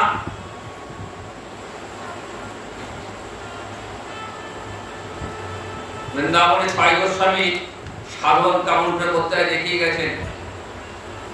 7:30 প্রহর যায় সাধন করে, 8 প্রহরে একটা দিন, 3 ঘন্টা একটা প্রহর, 8 প্রহর 24 ঘন্টা, 23.5 ঘন্টা শুধু ভজনা সাধন, ভজনা সাধন। আধা ঘন্টা নিত্য কর্ম, ভজন, শয়ন, কোন দিন আবার সেই শয়ন ভজন কিছুই হতো না, কৃষ্ণ নাম করতে করতে, কৃষ্ণ নাম করতে করতে। কৃষ্ণ কথায় এমন মধু হয়েছে যে কৃষ্ণ স্মৃতি যদি একবার হৃদয়ের মাঝে জাগ্রত হয়, একবার যদি গুরু কৃপা লাভ হয়ে যায়, আর গুরু কৃপা যদি কৃষ্ণ স্মৃতি যদি হৃদয়ের মাঝে উদিত হয়,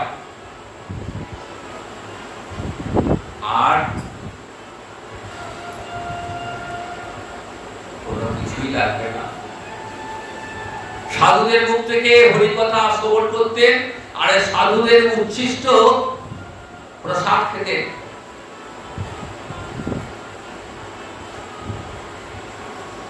ভক্ত পদ রজ, ভক্ত পদ জল, ভক্ত ভুক্ত শেষ, এই 3 সাধনের পর কবিরাজ গোস্বামী পাঠ করেছেন। সাধুদের উচ্ছিষ্ট মানে কি? ভক্তের, কৃষ্ণ ভক্তের উচ্ছিষ্ট প্রসাদ আর ভক্তের চরণ ধৌত জল।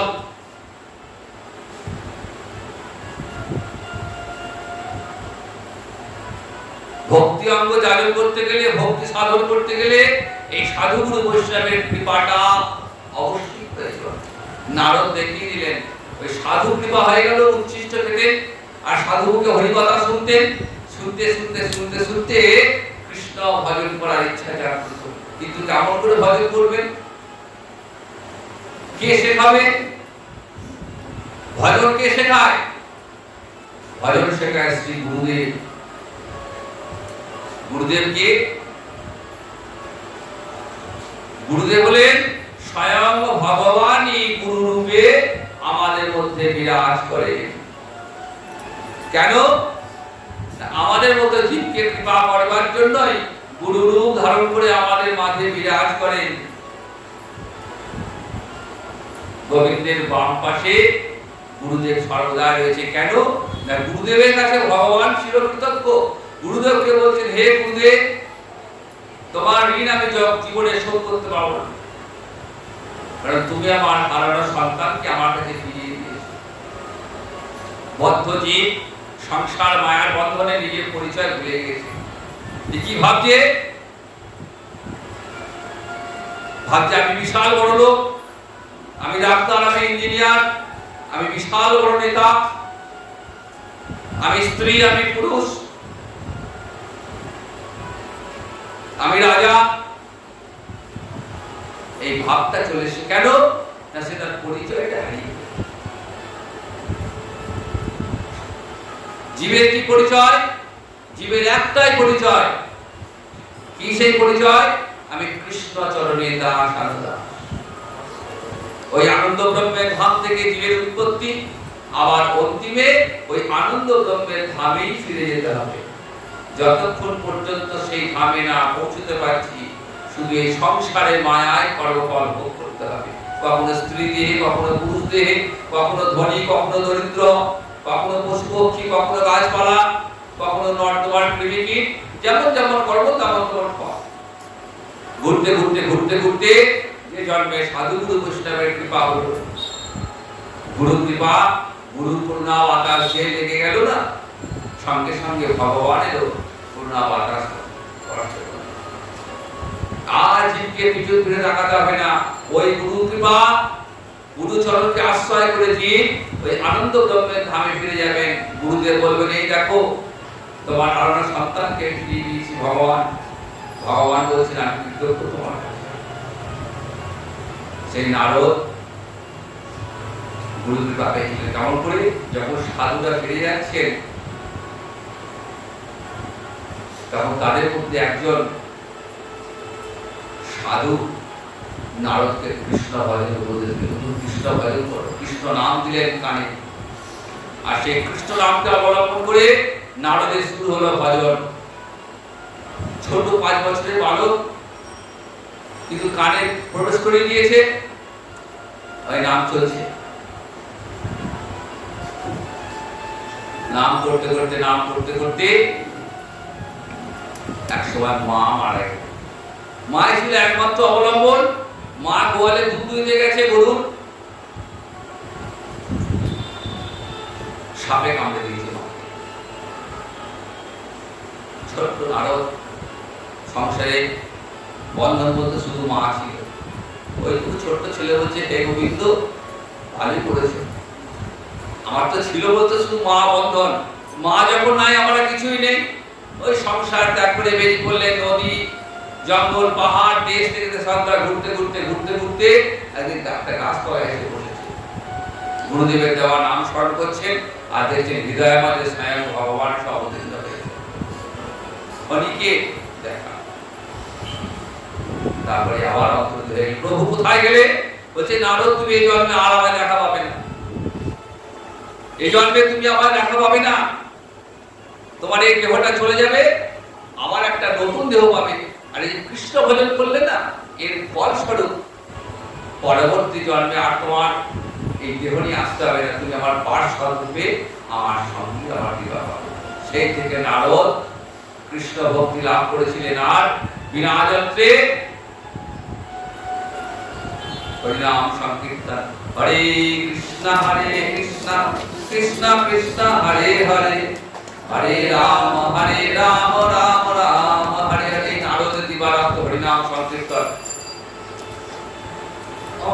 জয় জয় শ্রী ভাগবত মহাপুরাণ কি।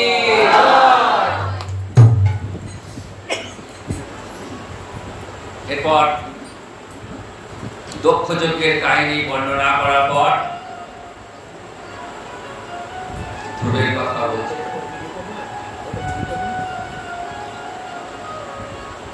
ধ্রুবর বয়স মাত্র 5 বছর। কৃষ্ণ ভজনের কোনো বয়স হয় না, ভাগবত দেখাচ্ছে। মাত্র 5 বছর বয়স, পিতার সিংহাসনে বসতে গেছিলেন। বিমাতা বললেন তোমার এই সিংহাসনে বসার অধিকার নেই, তুমি যদি আমার পুত্র হতে বসতে। চোখে জলে কাঁদতে কাঁদতে মায়ের কাছে ফিরে। মা বলছেন বাবা দুঃখ করো না, ওই করুণাময় শ্রী ভগবানকে ডাকো, কৃষ্ণকে ডাকো, তোমার সমস্ত দুঃখ মোচন হয়ে যাবে। মায়ের কথাকে গুরুবাক্য করে কৃষ্ণ ভজন শুরু করলেন। ছোট্ট বালক তো, মা বলেছে কৃষ্ণকে ডাকো, ব্যাস, আর কিছুই জানেন না। কৃষ্ণ কৃষ্ণ কৃষ্ণ কৃষ্ণ কৃষ্ণ কৃষ্ণ কৃষ্ণ কৃষ্ণ। সর্বমর্ত ত্রিভুবন কম্পিত, তপস্যা থেকে, কিন্তু ভগবান আসতে পারছেন না, কারণ নারদ দীক্ষা হয়নি। মা বলেছেন কৃষ্ণ নাম করতে, কিন্তু কানে গুরুমন্ত্র তো প্রবেশ করেনি, তাই ভগবান আসতে পারছেন না। ভাগবতের শিক্ষা দেখুন, কৃষ্ণ ভজনের একটা ক্রম রয়েছে। আগে ভক্তের কৃপা, তারপর ভগবত কৃপা। ভক্ত কৃপানুগামিনী ভগবত কৃপা।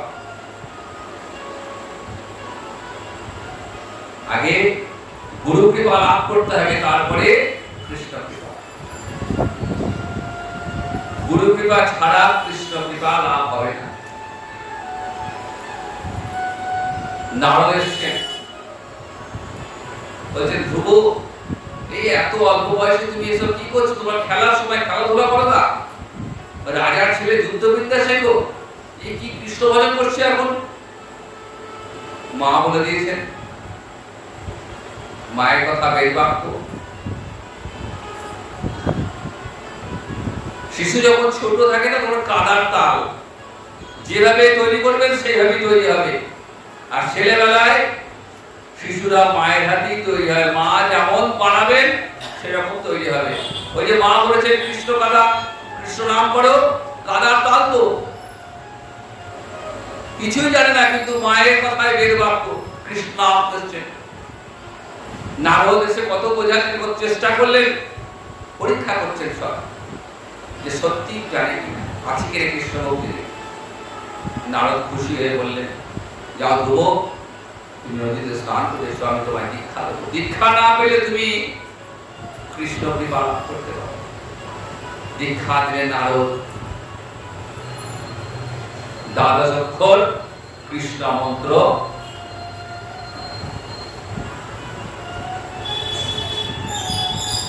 ধ্রুবের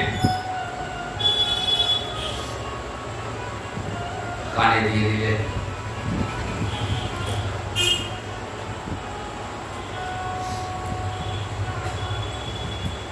এই দ্বাদশ অক্ষর মন্ত্র, এটা বইয়েতেই লেখা আছে। মন্ত্রটা এমন নয় যে হঠাৎ করে উদা হয়ে শাস্ত্রিক গ্রন্থ খুলি পেয়ে যাবেন, কিন্তু এই মন্ত্র যতক্ষণ গুরুদেব কানে প্রবেশ না করাচ্ছেন ততক্ষণ মন্ত্রের কোনো শক্তি নাই। বট বীজ বট, বটের বীজ দেখেছেন তো? বট ফল থেকে প্রচুর বীজ মাটিতে পড়ে, গাছ কিন্তু হয় না।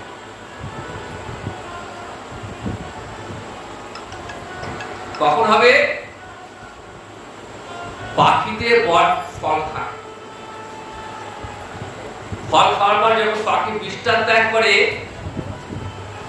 তখন এই বিষ্ঠা থেকে ফলটা যখন বেরিয়ে আসে, সেই ফলটা যেখানেই ঘুরুক সেখানেই গাছ হবে। পাখির লালা যতক্ষণ না মিশছে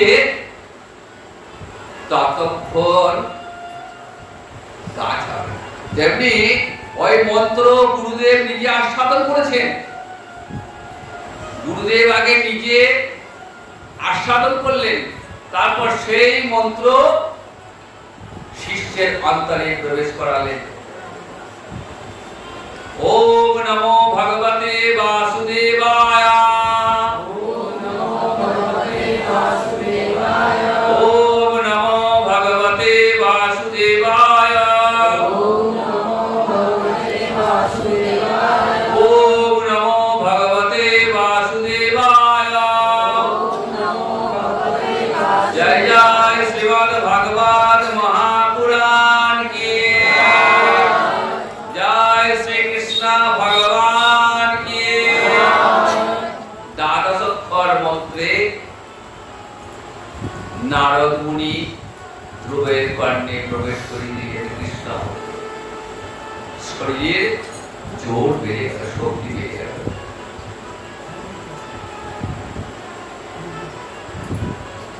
কৃষ্ণ মন্ত্র জপ করতে করতে অন্তরে ধ্রুব দর্শন করছে। স্বয়ং গোবিন্দ এসে দাঁড়িয়েছেন, ধ্রুব আমি তোমার তপস্যায় সন্তুষ্ট হয়েছি, কি চাও বলো। ধ্রুবর অন্তরে কি কামনা ছিল?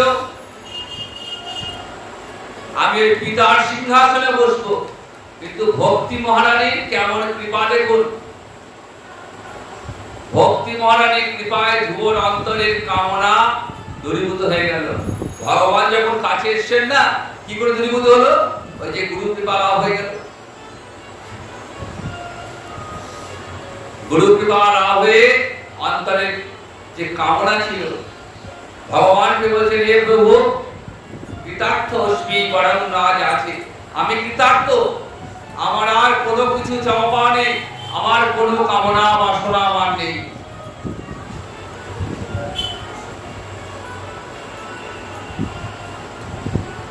আমার রাজ্য চাই না, অর্থ চাই না, সম্পদ চাই না। আমি প্রভু যে সম্পদ পেয়েছি, আমি কৃষ্ণ ধনে ধনী হয়ে গেছি প্রভু।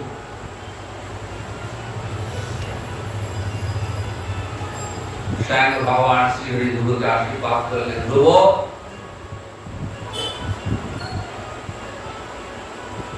তুমি এখন রাজত্ব করো, যথা সময়ে তুমি তোমার আবিষ্ট লোক তোমার তৈরি রয়েছে ধ্রুব লোক, তুমি সেখানে গমন করো।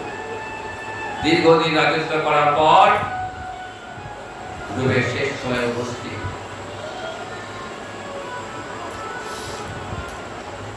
মৃত্যুর পূর্বে দেখছেন দেবলোক থেকে দেবযান এসেছে, বিষ্ণু লোক থেকে বিষ্ণু যান এসেছে ধ্রুবকে নিয়ে যাবে।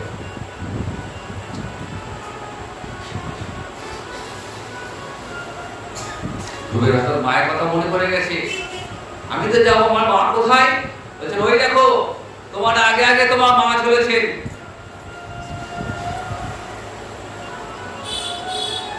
পুত্র যদি কৃষ্ণ ভক্তি পরায়ণ হয় না, ওই এক ভক্তিতে গোটা বংশ উদ্ধার হয়ে যায়। ধ্রুবের কৃষ্ণ ভক্তিতে কৃষ্ণকে পায় মায়ের গতি হয়ে গেল।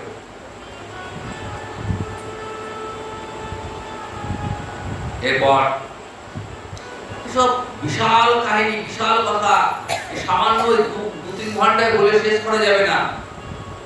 কিন্তু যেহেতু ভাগবত সপ্তাহ, 12টা স্কন্ধ আছে, 7 দিনের মধ্যে 12 স্কন্ধে সমস্ত বিষয় শেষ করতে করতে ছুঁয়ে যাচ্ছি। ধ্রুবের কথা শোনার পর এবার ধ্রুবের বংশের পরিচয় দিচ্ছে। ধ্রুবের মৈত্র ঋষি মহারাজ অঙ্গের উপাখ্যান বর্ণনা করলেন। মহারাজ অঙ্গের উপাখ্যান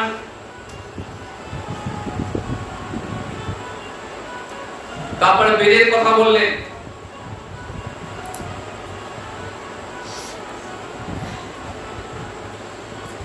আস্তে আস্তে পৃথু রাজার কথা, পৃথু বংশধর প্রাচীন বর্ণিত 10 জন পুত্রের উপাখ্যান বিদুরকে শ্রবণ করলেন। এরা প্রচেতা নামে খ্যাত। এই প্রচেতাগণ কে ভগবান শ্রীহরি যে স্তব শিক্ষা দিয়েছিলেন, মহাদেবের স্তব পড়তে বলেছিলেন। ভাগবতে এর নাম রুদ্রগীত।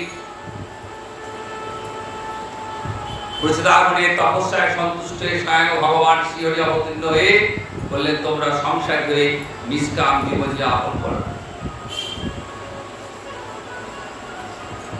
এরপর নারদ মুনি প্রাচীন বণিক একটা সুন্দর উপদেশ দিয়েছিলেন।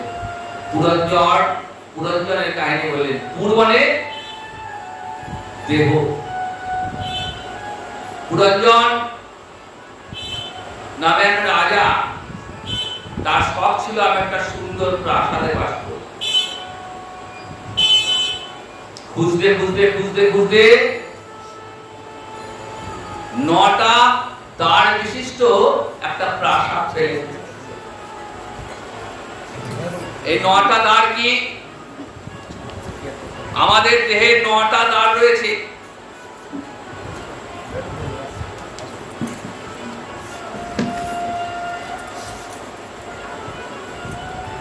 এবং দেহেতে জীবাত্মা এবং পরমাত্মা রূপী দুজন পরম বন্ধু রয়েছেন। 2 বন্ধু, জীবাত্মা পরমাত্মা।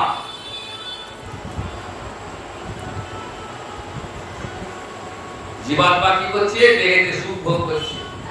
আর পরমাত্মা যখনই জীবাত্মা বিপদে পড়ছে হাত বাড়িয়ে।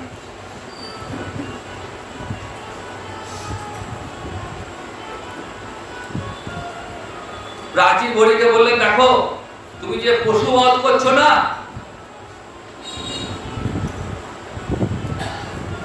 এই পশু বধ করার ফলে তুমি যেভাবে বধ করছো, ওই পশুগুলো তোমাকে একইভাবে বধ করবে। যোগ বলে দেখাচ্ছেন, দেখো দেখো দেখো, তুমি আজকে যাদের বধ করছো, পরবর্তী জন্মে দেখো আবার ওরাও তোমাকে ওইভাবেই বধ করবে।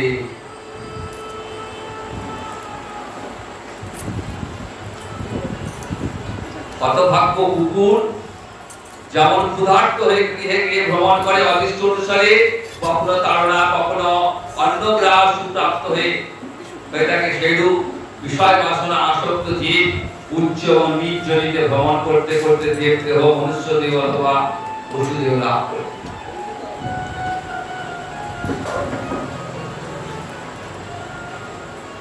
এইভাবে প্রাচীন বড়িকে নারদ উপদেশ দান করলেন। সেই উপদেশ প্রাপ্ত হয়ে প্রাচীন বড়ি চলে গেলেন কপিল আশ্রমে। এরপর প্রিয়ব্রত উপাখ্যান রয়েছে। প্রিয়ব্রতের পুত্র অগ্নিত, অগ্নিধ্র পুত্র নাভি। এই নাভির পুত্র হলেন ঋষভদেব, ভগবানের এক অবতার।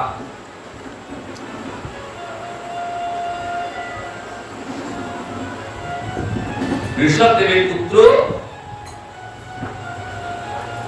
মহারাজ ভরত।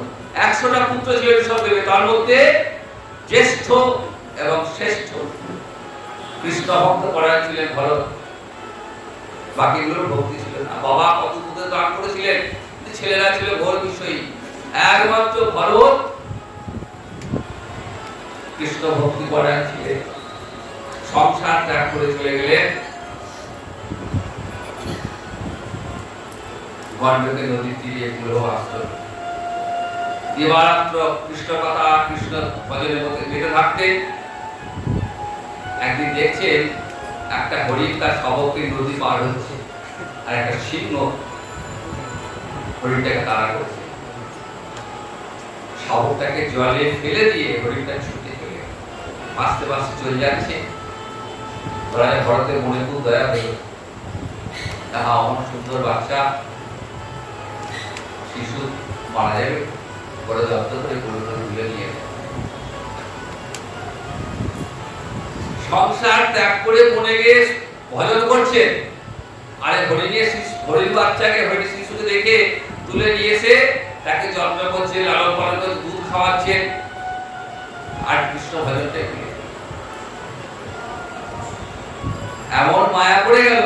আস্তে আস্তে সারাদিন ওই হরিণের পেছনে সময় চলে গেল।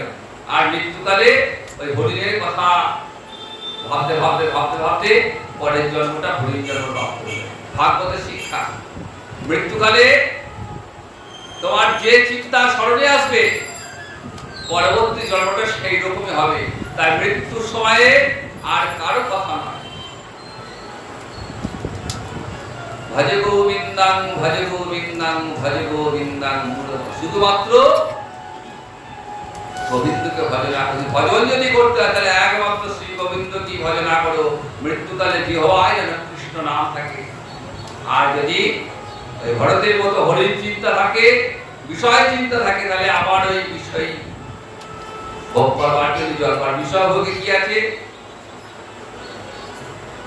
সুখ অপেক্ষা দুঃখ বেশি। পরবর্তী জন্মে একটা হরিণ হয়ে জন্মালেন, কিন্তু হরিণ হলেও কৃষ্ণ স্মৃতি অন্তরে ছিল।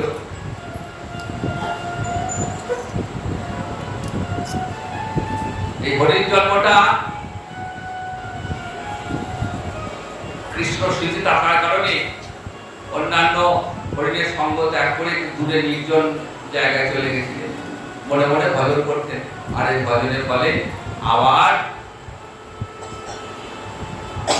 মানব দেহ লাভ করল। কৃষ্ণ ভজন করবার জন্য মানব দেহটা শ্রেষ্ঠ। হৃদয় অত্যং সুলভং সুদুর্লভং, শ্রীমদ্ ভাগবতের 11 স্কন্ধ। উদ্ধবকে বলছে, দেখো উদ্ধব,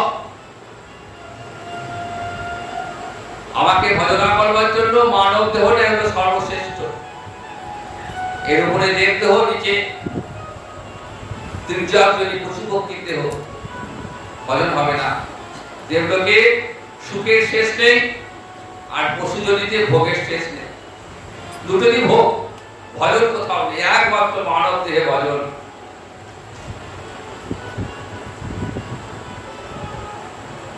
এই জন্মে জড়ভর জন্ম নিলে কিন্তু মনে মনে স্থির করলেন না, আর বিষয় চিন্তা করে বিষয় স্পর্শে থাকবো না। চুপচাপ ভাইরা সংসারে থাকতেন, ওই খাওয়ার সময় দুটো খেতে দিত, আর সংসারে টুকিটাকি কাজকর্ম করে দিতেন, আর মনে মনে কৃষ্ণ ভজন করছে। একদিন জমিতে চাষ করছে, ভাইদের জমিতে জোর করে একটা ডাকা তুলে নিয়ে গেল বলি দেব। ডাকাতরা ডাকাতি করবার আগে বলি দেয় না, নর বলি দেবে। যুবকাষ্টে মাথা ঢুকিয়ে দিয়েছে, জড়ভরত কিন্তু কৃষ্ণ নামে মম, দেহ স্মৃতি নাই তো, আত্মজ্ঞানে জ্ঞানে দেহ মন সব গোবিন্দ চরণে সমর্পণ করে দিয়েছে। যেই খড়গ তুলে কাটতে যাবে না, সঙ্গে সঙ্গে মহামায়া সে হাতটাতে চেপে ধরেছে। হাতের খড়গ দিয়ে ওই ডাকাত দলের সবাইকে ছিন্ন বিচ্ছিন্ন।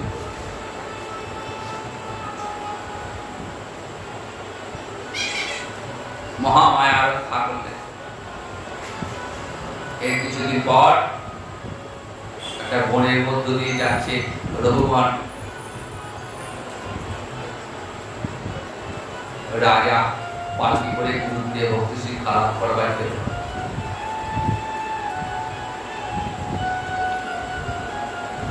পালকি কখনো থামছে, কখনো দুলছে।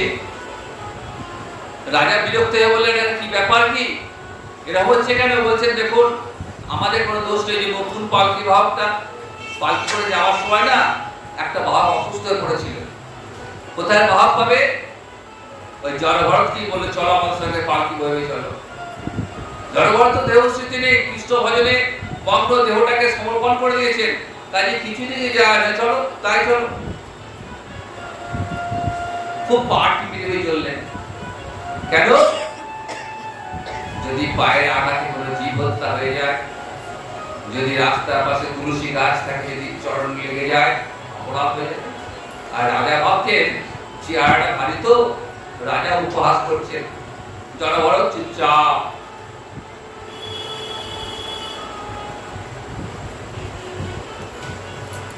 অনেকক্ষণ রাজা যখন শেষ সপ্তম বিদ্রুপ করতে লাগলেন, তখন আর থাকতে পারলেন রঘুবর। রাজা জড়ভরত থাকতে পারলেন না, বলছেন, দেখুন আপনি যে এতক্ষণ যে কথাগুলো বলে গেলেন, সেই কথাগুলো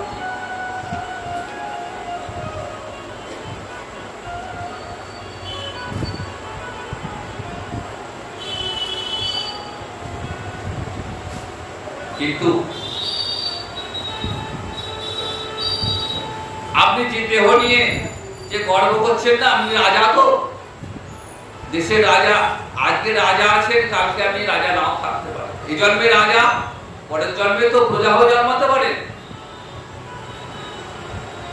কর্মফলের জন্য আজকে রাজা হয়েছেন, কালকে যে প্রজা হবেন না এমন কি নিশ্চয়তা রয়েছে? আর দেহের কথা বলছেন, পঞ্চভূতের বিকার। এই দেহ চলে গেলে আমার কোন দেহ, অন্য কোন দেহ আসবে?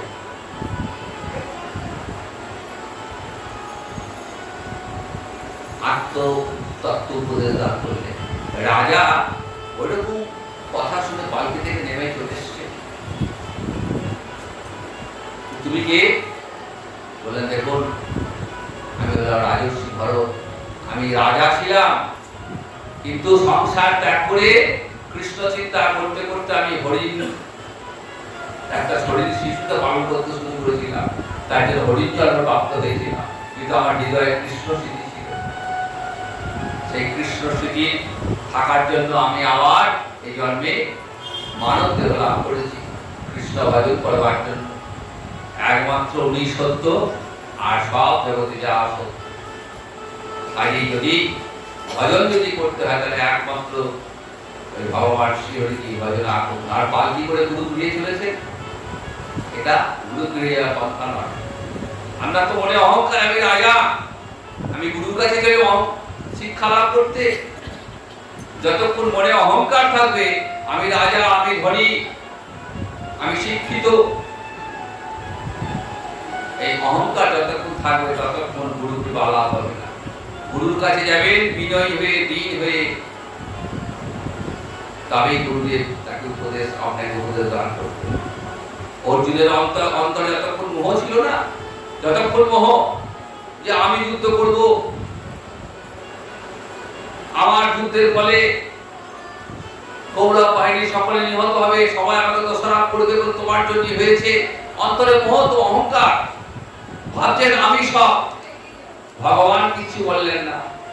যখন ভাবতে ভাবতে ভাবতে ভাবতে যখন সব বিহবলয় করেছেন, আর ভাবতে পারছেন না, তখন ভগবান উপদেশ দান করলেন, দেখো অর্জুন, তুমি যেটা ভাবছো সেটা মিথ্যা, এটা তোমার মোহের ফলে মনে হচ্ছে, তুমি কেউ নও। জগতে যা কিছু ঘটবে সব আগে থেকে স্থির হয়ে রয়েছে, তুমি নিমিত্ত মাত্র। তাই এসব বসাচি, তুমি যুদ্ধ করো। জয় পরাজয় তোমার হাতে নয়, যুদ্ধ করা তোমার কর্তব্য। তুমি রাজপুত্র, তুমি ক্ষত্রিয় পুত্র, ক্ষত্রিয় ধর্মযুদ্ধ, তুমি যুদ্ধ করো। ফল কি হবে সেটা তোমার নয়, ফল আগে থেকে ঠিক রয়েছে, কি হবে না হবে। তো আজকে রাজর্ষি ভরতের উপাখ্যান পর্যন্ত এখানে দ্বিতীয় দিনের বিশ্রাম। আগামীকাল আবার আমরা আস্বাদন করব। এখন আমরা আমাদের শ্রী গুরুদেবের মুখ থেকে একটু কিঞ্চিত আস্বাদন করব। আমার যা ভুল ত্রুটি, সেই ভুল ত্রুটি সংশোধনটা হয়ে যাবে, আপনারা আস্বাদন করে দিন।